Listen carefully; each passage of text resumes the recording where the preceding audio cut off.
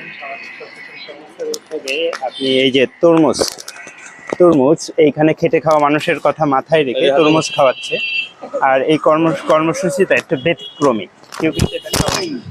তো দেখা যায় যে আমি আমার জায়গাতে আমাদের যশোর শহর সহ আশেপাশের যত সংগঠন আছে তাদের কাছে আমি একটি বার্তা দিতে চাই যে আপনারা প্রত্যেকটা মোড়ে খেটে খাওয়া মানুষের জন্য হালকা খাবারের ব্যবস্থা করুন, স্যালাইন পানির ব্যবস্থা করুন।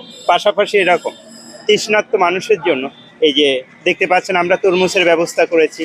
পাশাপাশি সামনে আমাদের আবার অন্য কোনো প্রোগ্রাম আসতে পারে, সেই জায়গা থেকে আমি সমস্ত সংগঠনকে বলতে চাই যে আপনারা এই খেটে খাওয়া মানুষের জন্য একটি সুন্দর মানে এরকম এক সুন্দর উদ্যোগ নিন, যাতে মনে করেন যে তৃষ্ণার্ত খেটে খাওয়া ভালো হয়, তৃষ্ণা নিবারণ হয়।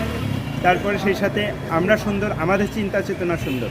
যেমন এসো সচেতন হই, অন্যকে সচেতন করি, একটি সুন্দর পৃথিবী গড়ি। আর সামাজিক সচেতন সংস্থা এই যে আজকে যে কর্মসূচি, আমার সকল সদস্য এবং আমাদের প্রিয় স্যারকে ধন্যবাদ জানাই।